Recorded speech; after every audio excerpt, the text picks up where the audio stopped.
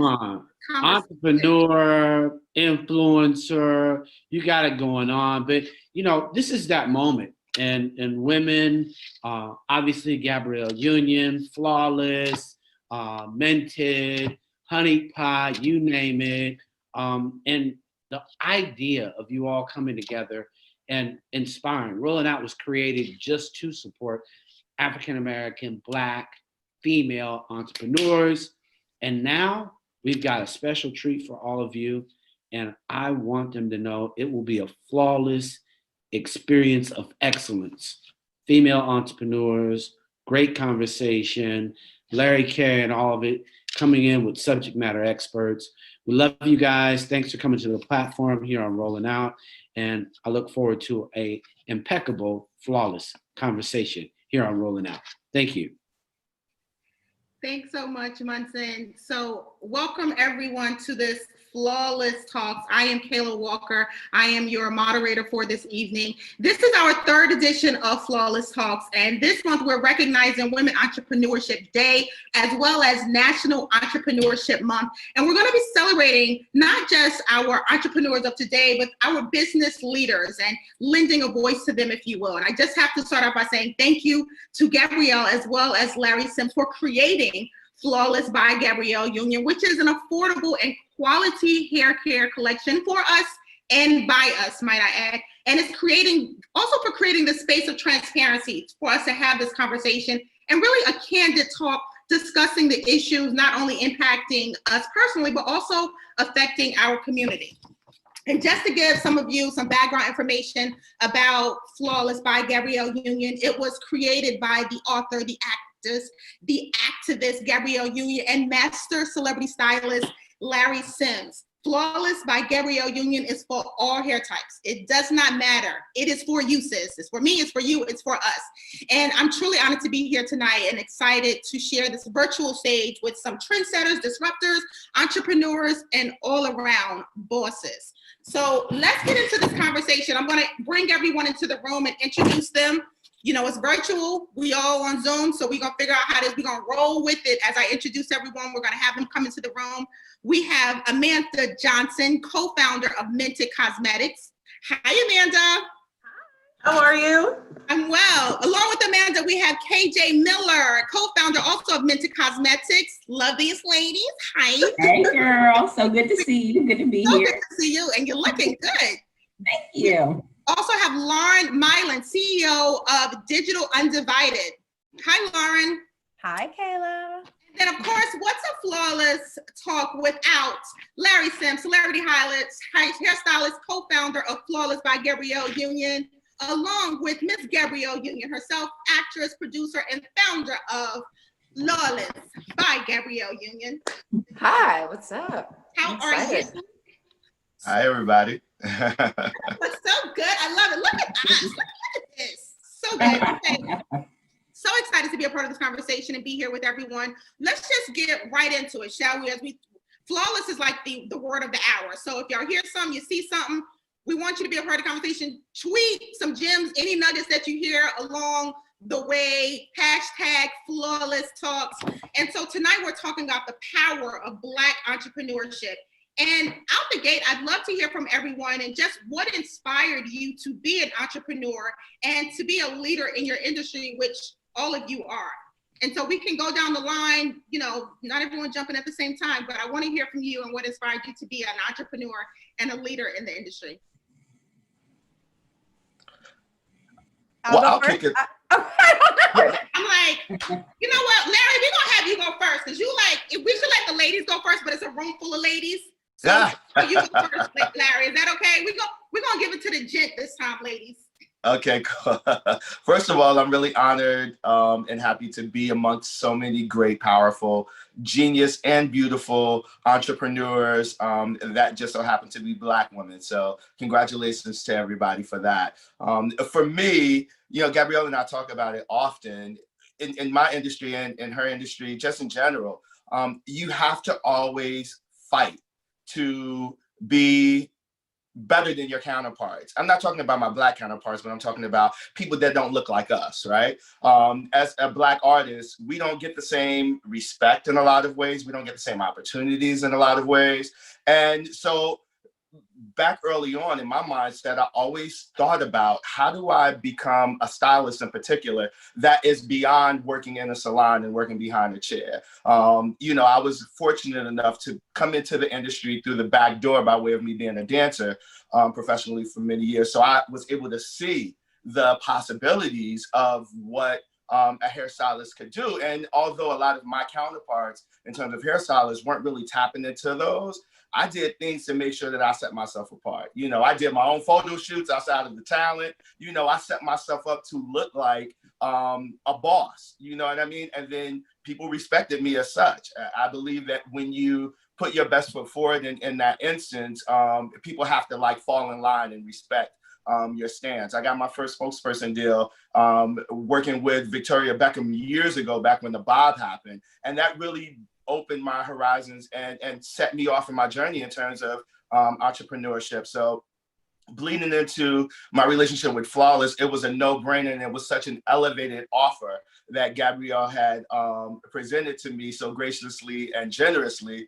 And, you know, for me to be able to sit in this seat and to be a co-founder with one of my best friends that not only has my heart, but also has the same ethics in terms of business and quality, in terms of products and creating things that are going to be long lasting for our communities is, you know, something to be said. So I'm really proud to be able to sit in this seat and be on this panel tonight with everybody. I love that. And you mentioned partnership, and so I'm wondering, Gabrielle, would you like to add anything? I'm calling Gabrielle, Gabby, like we best friends, and we know each other for a long time. Gabrielle, so if we're gonna be BFFs, you gotta call me Gab, I love it. lady, G, that bitch. What, you know? Yeah. I answered. Don't worry. No, I mean, here with it. to kind of add in with what Larry's talking about. We created the products that we needed. And when I first thought of Flawless, or Flawless was sort of presented to me by folks that did not look like me nor Larry, I do believe the goal was exploitation of our community, taking advantage of a need. And it never sat right. But you get so afraid that these opportunities are going to disappear if you dare speak up or demand that that we are centered and that we lead and not just be Black fronted. And so very quickly I was like, oh, I got to get control of this back, and I want to do it over the right way. And it's not about centering the exploitation of our people. It's about centering the needs of our people and creating quality products that are accessible and affordable. And at the same time, this is what when we started the brand vision, it included this very thing. It's about building community, not about exploiting the community. That's why we started like at the very beginning of the relaunch, the Lift as We Climb, conversation that became the Lift as We Climb initiative. If we're going to do it, let's do it right. And then let us expand our platform to include other Black-owned businesses, and hopefully that inspires other Black-owned businesses to keep, to carry on and to sort of pay it forward. But we can't do that when we're not in control of our own businesses, in control of our own narratives, in control of our own mandates. And what the beautiful stuff that can happen when we center Black women in all of it. Absolutely. Controlling the narrative and really being in the forefront as well as the background of it. And you mentioned products that you need. And of course I have to go to Amanda and KJ, who started Minted Cosmetics, which is literally, again, beauty that is for us and by us. Talk about what inspired you ladies to get into this industry and start a beauty business, because you think beauty and you're like, ooh, it's so crowded. Do I have a space and a voice here? And you ladies came in the door, busting it down with Minted. Talk about your entrance into entrepreneurship. And Amanda, I just want to tell you, you're on mute. So unmute yourself so we can hear everything you say. Boom. Well, I know Amanda's dying the same way I'm dying right now, because when we started Minted, one of the names we wrote down more often than any other name was Gabrielle Union. Because Gab. Look at this manifestation. You always have the perfect nude lip. And Amanda and I couldn't find it and we couldn't create it. I mean, literally, if y'all look at pictures of Gabrielle Union over the years, every photo is a like perfect nude lip. And Amanda and I were like, that's what we want, but we can't find it. We don't know what black magic she's doing, but we cannot find it. And so we created Minted because we wanted beauty that was for us, beauty that worked for us, for our skin tone. But we started with nude lipstick because like literally we looked up, down, high, low, Sephora, Macy's, Dwayne Reed, it doesn't matter. No one was making nude lipstick for us. And I just remember how many times we would be like, yeah, but Gabrielle Union though. Exactly. Her nude lip, that's what we were trying to do. So it's just such an honor to be here with you. Thank you for including us. But yeah, I mean, at the end of the day, and Amanda, of course, chime in, we were trying to solve a problem that we had and that we knew so many women who looked like us had, which was these brands were making money off us, but they were not centering us. They were not celebrating us. They didn't care about us. So they were just expecting us to spend our dollars and, on their brands and make it work, but they weren't trying to make it work for us. Like the work was on us. And we just felt like a brand should exist that celebrates women of color and doesn't treat us like afterthoughts. So that was really the impetus of the brand. And it's to your point, Gab, that you were saying earlier, my mind is blown right now, about community. It wasn't just that there weren't products for us.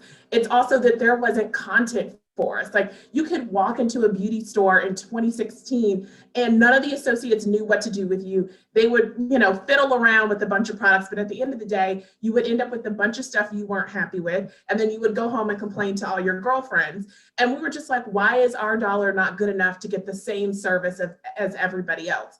We need brands that center us and our needs. And I remember the vision boards that have Gabrielle Union on them, Yes. the investor decks where we pitched, this is the look we're going after. Why is it that just celebrities get to have it, but the everyday woman doesn't? And so we really just have been so inspired by how you have celebrated your natural beauty over your career. And we just want that for everybody else. Everybody should get to tell their beauty story on their own terms, and they shouldn't have to look like anybody else to do it. So thank you. I love that. Wait, I gotta just full disclosure. The professional makeup artists would use like 8 different things to get the nude lip. And so when I would be on the red carpet, I could never carry a clutch because they were like, now you only use this on the corner. Now this, you just one swipe. Now this is just in the middle. Don't put it anywhere else. And it was a whole thing to get the nude lip because it did not exist. You're like, why is it this hard? It should not be this hard. Exactly. Enter Minted. I love it. Minted. Such a great story. And so, Lauren, you are the CEO of Digital Undivided, but you have long time been an entrepreneur. Since you were a teenager, you've been in this entrepreneurship game and you've been in so many industries. Talk about simply being an entrepreneur and what inspires you to stay in this lane. So first, I need this nude lip too, because it is a struggle, okay? It is a real struggle. And even looking right now, I'm like, I don't know, I'm not liking my lip color. It's a little too dark with my dark hair. I kind of want to smudge some off right now, but anyway. You look flawless, Lauren. You look flawless. Thank you, darling. Thank you, darling. This takes me back, Gab's comment takes me back to my modeling days when it was like, I was using Dermablend for concealer, okay? There was like no colors. Like, I mean, if you look at old pictures, even of, Naomi Campbell back in the day, it looked like you had baby powder on your face. Like, I mean, myself included. And I was always bringing my own products, or like a little black opal, a little this, a little that, like anything that was just your color and mixing it. And so I think we've come so far, and it's really wonderful to see how far entrepreneurship has brought brands and businesses that mean something to women of color. For me, I started my first business when I was 19. I started a vineyard that I turned into an award-winning, internationally recognized winery that made me the youngest self-made winery owner in the country. Yes, girl, let's have a cocktail. Let's have some good wine. And I sold the business when I was 26. And it's interesting because the question, or the topic, better yet, of entrepreneurship is one that I have seen evolve in so many ways. And it's interesting because I have, friends and colleagues that started their businesses with me 16 plus years ago. And we did so well and our exits were so celebrated. And then you get into the world of the billion-dollar unicorn and you start sometimes questioning even your own success or the validation of your own business. And then, there's the correction, as they call it, in the market where you start saying, oh, okay, the billion-dollar unicorn, it's like the world I come from, you don't have billion-dollar businesses that lose money every year. Like that just doesn't exist. The P&L is real. And so it's been an interesting evolution into the world of tech, into digitization. Myself, when I sold my first business, I started angel investing in technology startups, most of which were led by women, and all of which have done incredibly well. And it's been an interesting sea change. And then I started the marketing company that I still have today, the LMB Group, where I'm advising Fortune 100 CEOs on brand strategy, brand innovation, storytelling, humanizing their brands, connecting better with their consumer, curating meaningful longer term connections. Performance marketing, and you're up against algorithms and pixels and all these other things. And then I started an early stage venture firm, and then I wrote a best-selling business book for women, and then I had a TV show all about entrepreneurship on NBC. So it has been quite the ride, and coming to Digital Undivided as CEO has been quite the honor.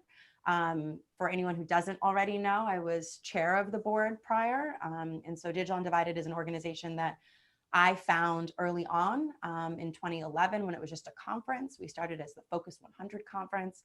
I met the founder of the organization then, Catherine Finney. I was a speaker. I judged the pitch competition, and I mentored and advised Catherine as founder and then the organization as a whole. And in the last couple of years, joined the board of directors and was chairing the board, and then was unanimously appointed to serve as our CEO over in May, not even over the summer. And I started on the 1st of June, right? So I inherited this incredible organization, and we are a nonprofit. So we call ourselves a social startup because I think we grapple with some of the same startup entrepreneurial issues, which is that, as a nonprofit, we want to be taken as seriously as a for-profit business. But just the nonprofit model happens to work better for the social impact that we want to have. So we call ourselves a social startup, but we are a 501c3 nonprofit, and we exist to catalyze the genius of Black and Latinx women in spaces of innovation and entrepreneurship, and to create the systems change that we know needs to exist for every woman to be able to own their work. And I always add on to that part of our mission statement of creating a world where all women own their work. And for me, it's so that all women own their worth. And there is no other way that we can own our worth unless we own our work, we own our paychecks, we own our legacy, our wealth, what we can leave behind for our families. And in the meantime, let's make better stories. Let's correct storylines that don't work for us. Let's open doors. Let's lift as we climb. Let's shatter ceilings. Let's do whatever we got to do to get there. And I'm so thrilled. I'm so thrilled that we have more women of color that are able to do it, because when I started, there weren't many that were able to do it. So that's also a sea change. So thank you, Gab, and thank you, Larry, and thank you, Forces, for coming together to be able to have these kinds of conversations and make these kind of waves together. Yeah, for sure. I'm loving the range of entrepreneurship and everything that you've done, Lauren. And I want to hear some more about Lift As We Climb from Larry and Gabrielle, and really, not just starting this initiative, but getting a company like Amazon to be behind it and to also support it. Talk about that and how you had this concept and you also got a brand like Amazon on board to be a part of it. Yeah, we just didn't position it as an option. This was a part of our business, and when we're creating, the deal structure, it just was a part of it. And there was zero pushback. We chose brands that were already on the being sold on Amazon. And really, everyone's like, well, what's the criteria? How do I get on? And I was like, we just did a little research about the people behind the brand, and we were attracted to, these entrepreneurs, these stories.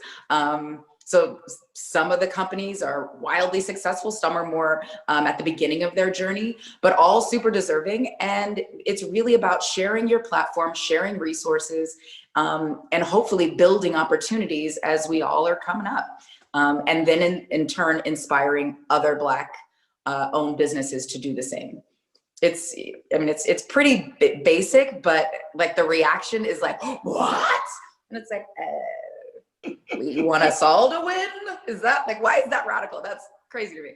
So, but yeah, and then we've also partnered with the Black Women's Health Initiative, which is the Imperative, which is the only Black run Black nonprofit specifically targeting Black women's health, because we are always disproportionately impacted by most things. But as we can see during COVID, Black women Black and brown women are disproportionately affected by all things COVID, as well as we are looking at almost 50% of Black-owned businesses, going away during COVID.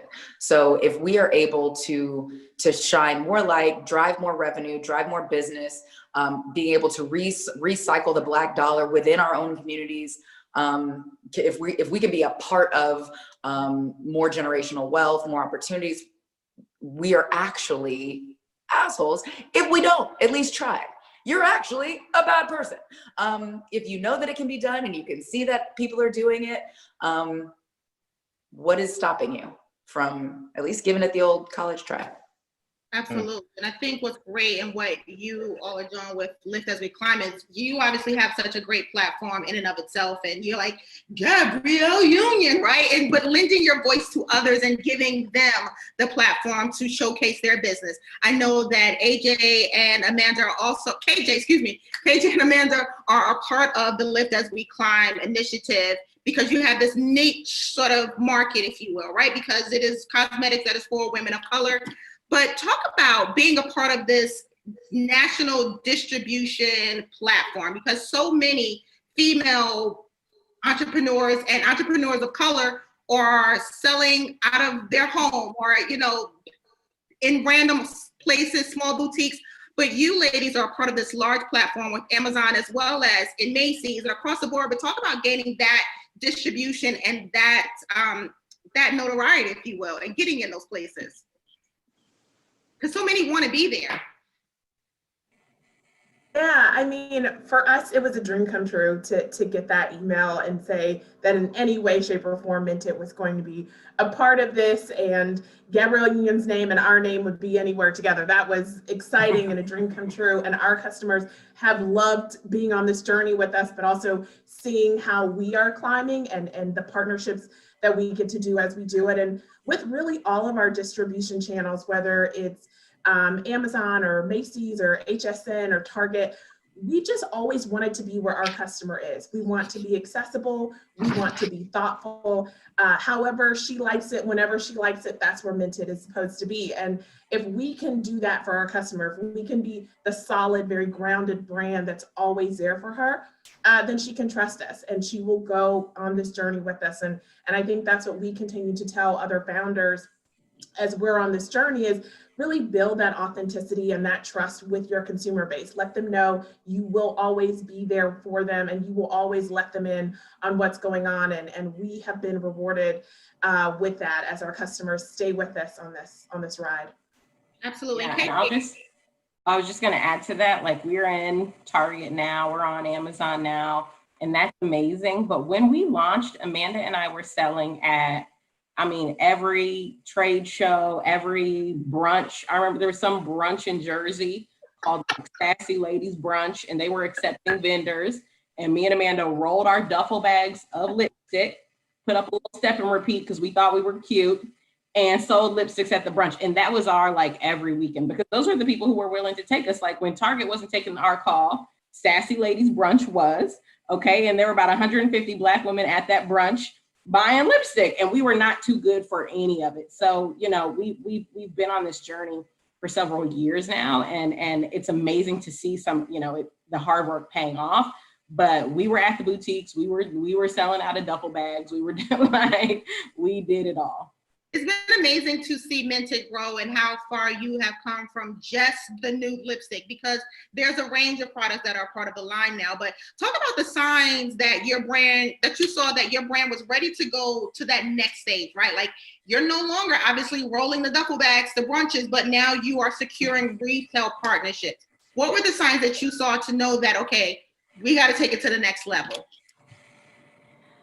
Well, one thing is we realized people were searching for us at these locations. So like we saw our search traffic on Amazon.com, something like 80,000, searches on a monthly basis for Minted. And we're like, oh, that's money we're losing. Because when she's searching Minted and we're not popping up, then some other lipstick is getting sold. So, and we noticed also because we survey our customers pretty regularly, and they would say like regularly, like, why aren't you at Target? Why aren't you at Macy's? Why aren't you at Sephora? Why aren't you? So we knew that people were looking for us, and that was sort of our cue, like, okay, now it makes sense. We've done a good enough job building the brand that now people are looking for the brand in different places.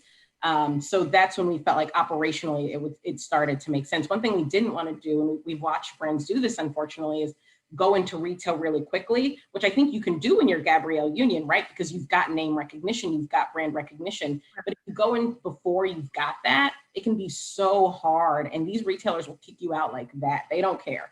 Okay. And so sometimes these retailers will bring you in because they want the credit for bringing in a Black-owned brand, but then they'll slide you right on out. And we've watched that happen to so many brands, and we didn't want that to happen to us. So we really took our time and waited until we felt like we had enough brand recognition in the market to start going into some of these retailers. Awesome. And Lauren, I know you've obviously built this career providing counsel to and mentorship to Black and Latinx entrepreneurs. What's the best advice you offer to entrepreneurs who are not only looking to manage their time, but looking to just be successful in this business that is quick to, help you fail more than it is to help you succeed? I think that always depends. It's funny because as much advice and counsel and strategy as I do and help brands make millions and billions of dollars for my entire career, this is always like that loaded question at a conference because it is so case by case, right? So I listened to the story of Minted and what KJ's saying, and it takes me back to the early days of my own business, of my vineyard winery, when I was the one, taking cases of wine from the back of my truck, putting up the banner at like the state fairs, selling wine in little tasting cups, and then like making sure that nobody was pouring too healthy of a taste, right? Like, don't pour a glass, a taste is a taste and it's not a glass, right? And then you try to sell this bottle. And you try to sell more than one bottle because you don't even want to go home with the corrugated boxes. All of this said, listening to KJ, what you did was right. What you did was get to know your customer. And what you did was create brand loyalty and demand in the most organic, sincere way from people who had seen you, met you, interacted with you. So if they went to Target and the shelf was empty, they didn't pick up another lipstick. They probably said, let me know when it's back in, or I'll come back next week, right? These are things that are really hard to do in the digital realm right now, creating that kind of demand, let alone loyalty. Like, you can create the demand. That's what performance marketing is. But creating the loyalty to repurchase or standing out right now in the midst of conscious consumerism, where there are other brands that are popping up trying to kind of check the same boxes that other brands are checking.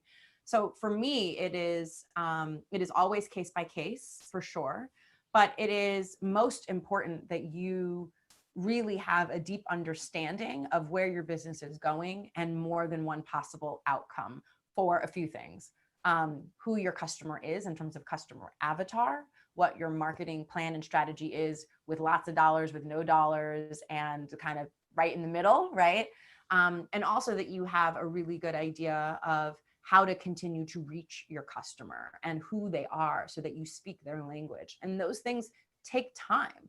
A lot of the times we think our customer is one person and they're someone completely different. Like, I launched a whole digital program at straightupandsuccessful.com over quarantine. Well, I'd had it anyway, but then I launched a personal branding boot camp in quarantine specifically for all these women who kept coming to me in social saying, I need help with my personal brand. And so I'm thinking, I'm serving people. I got some messages from men and women who showed up, women of color, right? So we have to really have real life interactions, and we have to be able to hear and listen. And I think that what's been good about COVID and fortunate for entrepreneurs during COVID is that people are sitting at home and you're not really pulling teeth the way you used to for feedback, right? Because people are there and they want to tell you how they feel, what they like, what they don't dislike, what they do dislike.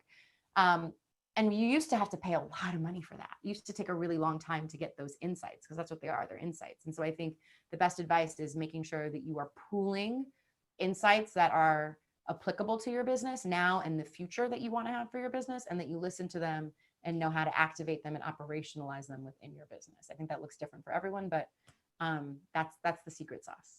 It sounds like being ready for all the different things that can come at you and being able to handle them all, which leads me to Gabrielle and Larry. Speaking of managing it all, you both have multiple business ventures.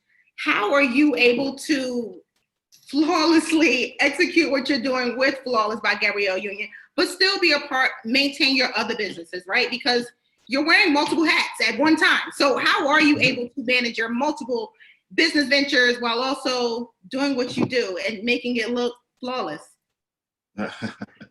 Well, for me, it's interesting because, Gabrielle is not only my muse, but she also is somebody that inspires the hell out of me. She has a gazillion jobs, ladies and gentlemen, just in case you guys haven't noticed. Right, just in case. She has a billion jobs, and she also is a mother and a wife, and I'm a single guy over here with 2 dogs. So, if I could do a fraction of what she does to accomplish. If I could have the same 24 hours that Gabrielle Union has, how does she do it, right? Exactly. But it really does take a village. In my own little bubble of all of the things that I have going on, I have manager, I have attorney, I have PR, I got agent, you know what I mean? There's so many things that help me with pushing through my day and organizing my life. And, one thing that I would say is that you have to make sure that you prioritize. You have to make sure that you take time for yourself. Because if you don't take time for yourself, if you don't take care of yourself, then everything else falls apart around you. And you have to get your rest. You have to, eat properly. You have to drink your water. You have to exercise. And then you have to also have those people tapping on your shoulders to remind you where you need to be, in terms of being focused. And you just have to commit to it and be passionate about. That's one thing that I can say about myself with everything that I have going on. I'm passionate about each and every single thing that I have going on, and I want to see them all successfully win. In the same way. I've been in a place where I've taken on things that I really haven't been that passionate about, and they fall into the wayside, and they were a total waste of time. So as many things as you have going on, you have to make sure that you're prioritizing and that you're passionate. I just want to say one quick thing. Larry, you touched on one of the secrets. So I'll add on to my answer for Kayla's last question, which is one of the secrets, right? One of the things that I do always suggest that Black and Latinx entrepreneurs do is have more than one job, right? That's what we know how to do really well, is have more than one job, if your business needs more than one revenue stream, you individually need more than one revenue stream too, right? That is part of the secret sauce. And we learn a lot along the way from those other experiences that we can apply to the thing that we really want to succeed the most. I love that. I'm using that, and I'll be like, a wise woman once said, if your business requires more, that was. I call you Gab. Just give me a little credit there. We good. No, I was like, okay. But as Larry's talking about, the team that you assemble, that whether that's your attorney, whether that's your manufacturer, your distributor, or chemists, everyone needs to be in alignment and on the same page. And it's a conversation that's obviously happening right now, but the whole meeting in the middle with people whose morals and values are at the opposite, in the opposite direction of yours, it doesn't work. You cannot create good business out of toxicity. You just can't. It can be temporary gains, but a lifetime of soul regret. And so I too do vision boards, and a number of things, and a number of rituals involving crystals and full moons and things like that, prayer and whatnot. But one of the things I learned quickly is I would put cut out pictures of stuff. Those first vision boards was a gang of stuff, and I started getting the stuff hand over fist within the first month. And I was like, well, shit, I sold myself short. And then the next year, because we always do vision boarding on New Year's Eve, the afternoon before New Year's Eve as a family. And so every year I started adding more words, more pictures of kind of like limitlessness, if that's a thing. And I stopped putting a cap on the possibility, right? And then all this stuff started coming, hence why I was juggling 117 jobs. And then I took a job that damn near destroyed me and brought me to my knees. And I was like, okay, I have to stop asking, like leaving up to sky's the limit. Let me add this caveat. I don't want any person, opportunity, experience that is going to take me away from my grace, my joy, and my peace. And that allows me to take on jobs that I truly love, I truly am passionate about, that don't disrupt my peace consistently. I'm working with people who are in alignment with the morals and the values. And then the team, we all have to have a similar work ethic. We have to use that same clock, the same 24 hours of the day. I don't care how you use those hours, but they need to be used at a similar rate and speed. If I'm working my tail off, going from set to the office, to home, to the bedroom, to the lab, we all got to be working just as hard. And then we have to show that gratitude, and that comes by way of, to me, publicly acknowledging all of the hard work, naming the people who have worked their tail off, sacrificed. I'm trying to learn, from business people that I'm inspired by. Just today, while we were in hair and makeup, for a show with Taraji that she created to talk about mental health, we were listening to a Brené Brown podcast. It's like today, it was a new today, and she had Dolly Parton on. And I don't know if y'all missed it basically yesterday, but last night, Miss Dolly set social media ablaze. And it's like, well, we were thinking about this new and improved edge control, which is very important, but it's our next drop. We're like, oh, about to kill him with this edge control. Miss Dolly dropped a vaccine, and I was like, WWDD, what would Dolly do? And how can we reimagine what success looks like?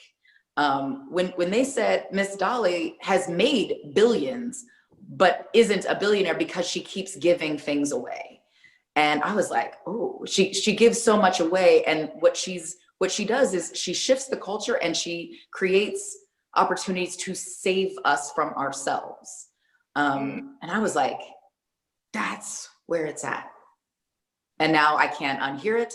And I have new goals. I want to be like Dolly. I mean, I also want to keep your edges laid and amazing, but I want to figure out ways to contribute to the culture where we're shifting the culture in the most positive way, create community, and give the vaccine, whether that's the vaccine for COVID, but like that elixir for what ails us as a peoples. I want to be a part of that. And I think you are doing just that with Lift as We Climb. So kudos to you for starting that initiative and bringing so many other entrepreneurs on board, and again, making sure that their voices are heard. Ladies, final question from you is, Gabrielle just gave us this really amazing insight on how we can inspire, if you will, the next generation of entrepreneurs, and even within ourselves, how we can inspire to move forward as Black entrepreneurs in the future. How about yourselves? How do you inspire others to not just be entrepreneurs, but to build that intergenerational wealth and to keep the dollar within our community?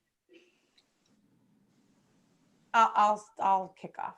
I want to first also say, Gab, that's powerful. And I think before I answer the closing question, what I've observed in the field of entrepreneurship for our people, and that just means people of color, so Black, Latinx, all things of color, is that we often go where we're comfortable. And that's okay, because it's what we know, and it's like the problems that we intimately have personal experience with, that we know we can solve, we want to solve.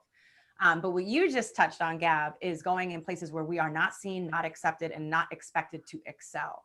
And those are the places that are hardest to venture into, because while this space is awesome, this is also the space that the culture has allowed us to be awesome in, right? Hair, beauty, media, fashion, lifestyle.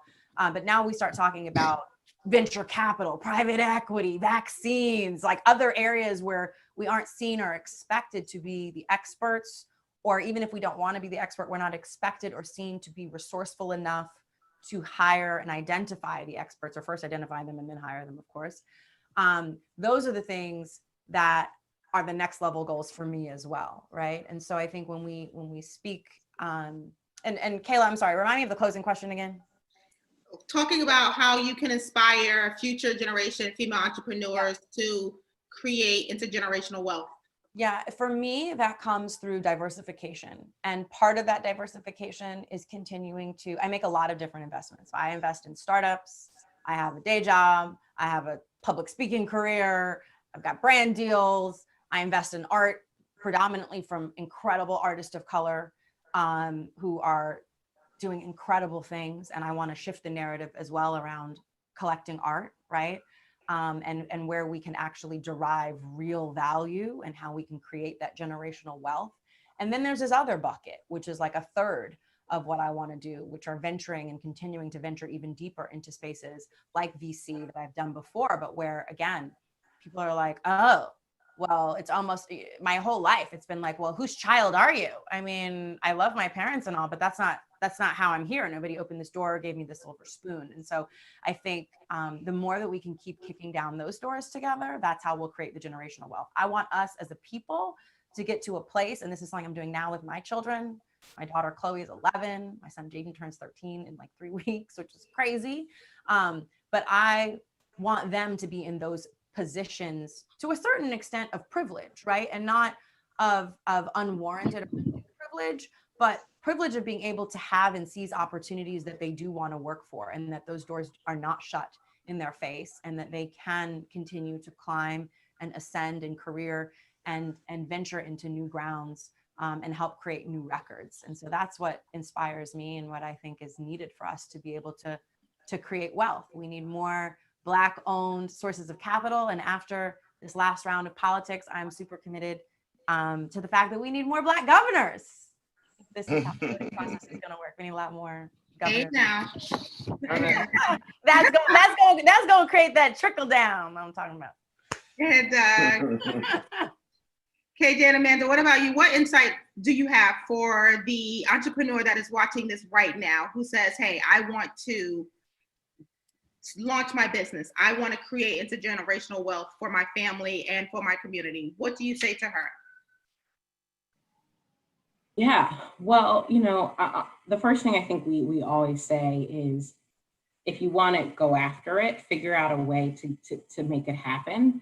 And I like to always say, start small. Like, people come up with really grand ideas and think like they've got to start with the grand idea. We started with one thing, nude lipstick. Right? Yeah. If you look at our site now, there are a lot of products there. We started small and we made the new lipstick in our apartments. So that's the first thing I would say. Find a way to just kick off with like a small portion of your idea. Don't feel bound by the bigness of what your idea might be.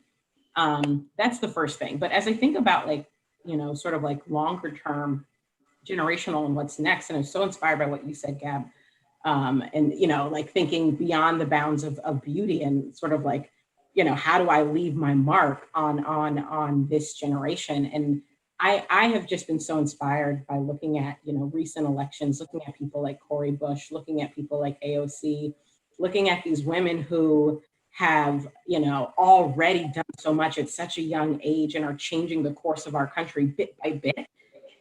So I think about politics and then I get very scared about the idea of it, but something like that feels like, maybe that could be next, right? Like maybe the way that I help change and help inspire is by pulling out, from beauty and thinking about, things on a broader level. I don't know, because then I think it, and then I say like, girl, stick to lipstick because, but I certainly have thought about it, and I just think one thing I do hope is that I don't feel, and other entrepreneurs don't feel, bound to just do the one thing, even if you're successful at it. Like, even if you're good at it, that doesn't mean that's the one thing you get to do. Obviously, Gabrielle Union, amazing actress. That doesn't mean all she gets to do is act, right? Like, so I think like that inspires me, this idea that you can be good at something and then keep being good at other things. So I'm excited for what's next, and I don't know what it's going to be. It makes me think of two things. One is, I think knowledge sharing. In order for us as a people to be successful in whatever we do, we can't be afraid to share the things we know, right? That crab in a barrel attitude will not create generational wealth. It will not change the tide in this country. We need to be willing to share our vendor, share the secret sauce. Here's my contact at a retailer. Here's how I did it. Here's the story, and give details and meaningful information. And that's the way other businesses will thrive. What KJ and I had to go through to get this business started, if I could help someone else go faster because they don't have to make the same mistakes, that's my contribution to wealth building. And I think if we can all get more comfortable with, hey, it's not just me that needs to make it, we all need to eat. And what is my part in sharing that knowledge that'll let us all do that? Creating a culture of sharing more about how we become successful, I think is key. And I think the other thing is, as we progress as a community, changing our mindset to not being afraid to fail, right? I think we are a very step-by-step community because we haven't had much, right, historically. And so now we're just, some of us getting to that next level, getting to that next income level, and we're too scared to try the next thing. And I think the thing that I hope for KJ and I is that we continue to strive for more, whatever that is, wherever that is. And we take that courage that started this business into the next thing. And we hopefully can inspire the next generation to feel limitless in that as well. Taking a word from Gab's vision board. If we all can just not be afraid to trip and fall and fail, and then lift each other up, you know, when the inevitable does happen, I think we'll be better for it. Because when I think about, you know, my white male counterparts, frankly, they fail all the time and consistently. That is what they do consistently. And somehow they always get another chance. And I just want a world where I can fail, you know, and get another chance. And I think that's where the generational tide starts to change. Ooh, That was good. That was powerful, Amanda. That's so good. So good. Can I say one thing really quick? Lauren, as long as it's quick. It's gonna be quick. Okay. So, Amanda, you said about you want the opportunity to fail, which was powerful in the context that it was presented. You have come and spoken with us at Digital Undivided before, and interesting, I brought back some alums recently whose startups failed, and they've gone on to be incredibly successful in the corporate space. And so we actually coined those talks, failing up. And so telling and creating stories of what it is like for women of color to fail up is also something that I've become really passionate about, because we see systemically, historically, that women of color have to create sometimes their own chances, their own risks to prove themselves when no one else will give them that opportunity to fail or even prove themselves to succeed. So that was powerful. And I think we need more stories, though, of women who can also fail up, right? Because sometimes those failures teach us a lot and we can translate them into something else. I love that. Such a great conversation and so much insight from all of you. And I as someone who sort of sells services, if you will, because I do hosting, producing, I'm thinking about my own next level in entrepreneurship and a product that I can do. And so it's been great to listen to everything that you have added, because I know there's a woman, a man, just across the board, someone who's watching, tuning in, is like, these are the things that I need to hear to step into that next level of entrepreneurship. And I always tell people also, as they're figuring out what they need to do, because I think so often we get crowded by the idea, well, she's already doing that and he's doing that and I don't need to do it. And if you ever think there's an idea or concept that you can't do, I tell people to walk down the bread aisle, because you walk down the bread aisle, it's all different kinds of wheat bread, but you still go to the same bread every single time. But it's a whole aisle full of bread, y'all, and they all different kinds. And so I hope that someone has listened to this conversation, been inspired by what they've heard from you, took some nuggets and gems from this conversation. And before we go, I have to ask Larry, Gabrielle, do you have anything you want to add to the conversation, or just anything that you want to conclude with for this flawless talk? Sure, I'll let the lady of the hour finish off. But the only thing that I would say is just go after your dreams, be passionate about it, be relentless, be fearless, and don't let the fear of failure, side rail you or derail you from your ultimate goal. And to the point of sharing, definitely share the wealth. There are so many communities that build and grow because they share as a community. We have to get out of the way of ourselves, and we have to be very clear about the fact that we've been given the gift. It's not us for us to hold on to. We have to let it go so that it can continue to grow and so that it can continue to inspire people. So kudos and congratulations to everybody on this panel. Absolutely. Don't function from a place of fear, and certainly not a fear of scarcity. There is enough for everyone. What was I going to say? It was fear of scarcity. Dang it, I had something good too, but I had a senior moment and it's gone. It's gone, and I grew a chin hair, and there you have it. But yeah, like, just, do your best, give yourself grace. Oh, I know what I was gonna say. Give yourself grace, in the same way that we extend grace to other people. We're all human. Give yourself grace, let yourself off the hook. Give yourself time to mourn, whatever, get back to work. But always remember that you are deserving and worthy from birth. You don't need anyone else to tell you anything about your worth and why you are deserving. Choose your damn self and get after it. There ain't nothing to it, but motherfucking do it. And that's really all I have to say. I love it. Just like that. Just like that. I love it. Thank you all so much. And for those of you tuning in, make sure that you are checking out Minted Cosmetics, Flawless by Gabrielle Union, Digital Undivided, and just staying in tune to what is happening with their brands across the board. Thank you, ladies and gents.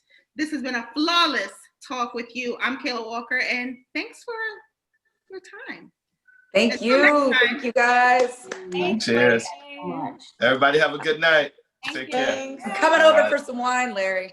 Yes.